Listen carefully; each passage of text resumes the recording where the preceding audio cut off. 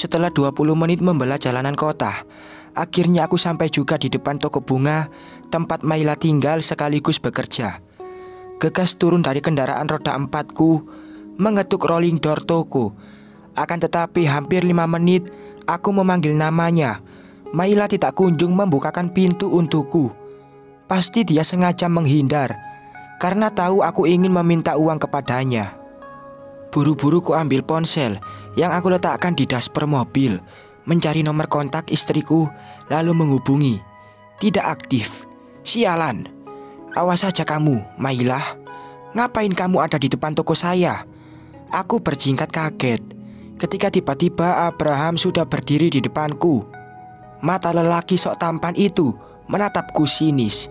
Pasti dia sedang ada janji dengan Maila. Dasar wanita. Aurat saja dia tutup, tetapi dia tidak bisa menjaga marwah seorang istri. Untung saja aku sudah tidak lagi bersamanya. Di mana Maila? Tolong panggil wanita itu dan suruh dia keluar menemuiku. Menatap bengis wajah pria berambut gondrong tersebut. Ngapain kamu masih menemui Maila? Belum cukupkah luka yang kamu torehkan di hatinya, Ibnu? Aku mengangkat satu ujung bibir. Aku menorehkan luka di hati Maila. Orang dia sendiri yang memilih pergi dariku kok. Desisku kesal. Kalau kamu gak selingkuh, dia tidak akan pergi, Ibnu. Kamu juga sudah merebut calon istriku. Wajah putihnya terlihat memerah. Sepertinya dia menahan sedih karena tidak bisa mendapatkan Lucy, wanita yang teramat dia cintai. Aku tertawa puas melihatnya. Aku tidak merasa merebut Lucy dari pelukan kamu, Bram. Tapi dia sendiri yang datang kepadaku, memberikan segalanya. Bahkan dia juga rela menyerahkan segelnya kepadaku, karena dia tidak mau kau mempertamainya. Dustaku. Sebab aku tahu, sepertinya aku bukan yang pertama untuk Lucy. Tangan Abraham terkepal dengan gigi menggertak dan rahang mengeras. Puas rasanya membuat teman masa kecilku itu terbakar api cemburu. Jadi bezina saja kok bangga. Dia menatap mencemooh ke arahku. Halah, aku yakin dalam hati dia sedang menangisi nasibnya. Dan aku suka kalau dia merasa sakit hati. Aku tidak peduli dia temanku. Toh, dari dulu juga kita memang tidak pernah akur. Dia selalu memiliki apa yang tidak bisa aku miliki. Sekarang dia menginginkan Lucy, tapi justru aku yang bisa menaklukkan hati perempuan itu. Orang baik pasti mendapatkan jodoh yang baik pula, Ibnu. Kamu harus ingat itu. Sebab jodoh itu cerminan diri. Aku itu laki-laki terhormat dan baik-baik. Pasti Allah juga sudah menyiapkan jodoh terbaik untukku. Bisa jadi Tuhan akan menjodohkanku dengan Maila. Sepertinya aku lebih pantas bersanding dengan Maila daripada Lucy. Dia tersenyum samar kepadaku. Sial. Sepertinya dia sengaja memanas-manasiku. Dia pikir aku akan cemburu. Oh tidak. Cintaku kepada Maila sudah pudar. Bahkan mungkin sudah tidak ada lagi. Lucy memang pantas jadi pendamping hidup kamu. Sama-sama bobrok. Abraham melipat kedua tangannya di depan dada, bersandar di mobilku dengan santai, sambil terus menatapku dengan tatapan mengejek. Bilang saja kamu cemburu, Bram, bengisku. Lelaki berusia 36 tahun itu tertawa renyah. Tapi aku yakin, sebenarnya dalam hati dia menangis. Dulu, aku memang cemburu dan sakit hati, Ibnu. Tapi sekarang tidak. Aku sudah tidak berminat lagi mempersunting Lucy, karena aku sudah tahu sifat aslinya. Selain suka zina dengan pamannya, dia itu suka bergonta-ganti. Pungkasnya membuat hatiku kesal setengah mati. Aku melayangkan tinju ke wajahnya. Akan tetapi dengan sikap pria dengan wajah sok tampan itu menangkis tanganku, lalu melintirnya dengan kasar. Gak usah pakai kekerasan, sebab kamu tidak akan menang jika beradu fisik denganku. Abraham kembali tersenyum samar, setengah mengejek diriku.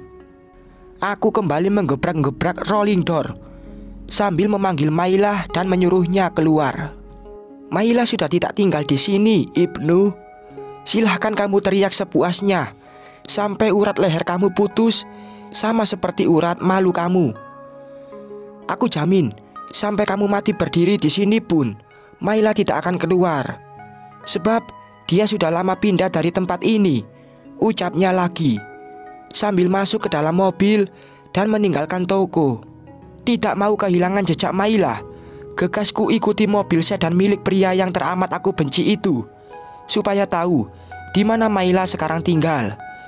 Beberapa menit kemudian, Abraham menepikan mobilnya di carport sebuah rumah minimalis bercat hijau stabilo. Lelaki berambut gondrong tersebut segera turun membawa sebuah tentengan, lalu masuk ke dalam. Dengan berjalan mengendap-endap, ku buntuti Abraham dan mengintip dari balik jendela. Aku lihat pria itu langsung masuk ke dalam kamar, dan aku yakin Maila berada di dalam sana. Mengambil bangku, mengintip dari ventilasi udara, ingin tahu apa yang sedang mereka berdua perbuat di dalam sana. Pasti Abraham dan Maila sedang berbuat. Tidak mungkin kan ada dua insan berbeda jenis di dalam satu kamar, tetapi tidak melakukan apa-apa. Sepertinya itu mustahil. Aku saja selalu melakukan itu bersama Lucy jika ada kesempatan. Apalagi mereka yang tinggal bebas tanpa pemantauan siapapun. Bruk, sial. Aku terpeleset dan kaki kiriku terperosok ke dalam saluran air. Sekuat tenaga diri ini menahan rasa sakit sambil membekap mulut, karena ternyata kaki ini terluka cukup dalam dan terus mengeluarkan sakit, tetapi tidak melebihi rasa sakitku ketika mendengar suara senda gurau Abraham dan Maila di dalam sana.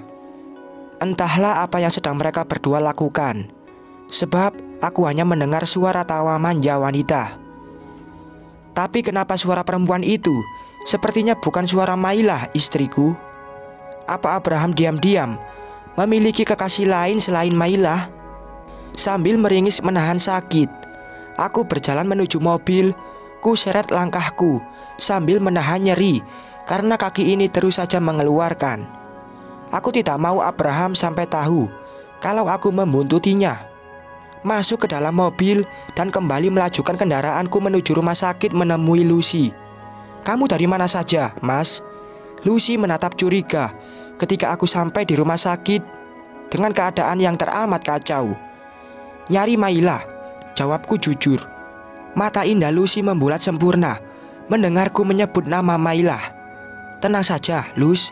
Aku nyariin dia cuma mau minta uang gajiku buat biaya perawatan kamu di rumah sakit," ungkapku. Tidak mau dia curiga dan mengira aku masih berhubungan dengan Maila. "Tapi kok lama banget?" "Mailanya nggak ketemu. Sudah pindah, ngikutin Bram sampai ke rumahnya juga. Dia malah lagi sama perempuan lain. Sial banget aku hari ini tahu nggak? Lihat, kaki aku terperosok ke saluran pembuangan air sampai menunjukkan luka di kakiku." Lucy mendengkus kesal. "Terus sekarang bagaimana, Mas?" tanya Lucy lagi. "Bagaimana apanya?" Menatap tajam wajah pucat perempuan itu. "Ya soal biaya rumah sakit ini. Nanti aku pikirkan. Atau enggak begini saja, coba kamu hubungi ayah dari anak yang kamu kandung, minta uang sama dia supaya membayar biaya rumah sakit ini." Sungutku kesal. Sudah tidak tahu harus berbuat apa lagi. Lucy memutar badan membelakangiku. Bau wanita berambut keemasan itu berguncang. Sepertinya dia menangis.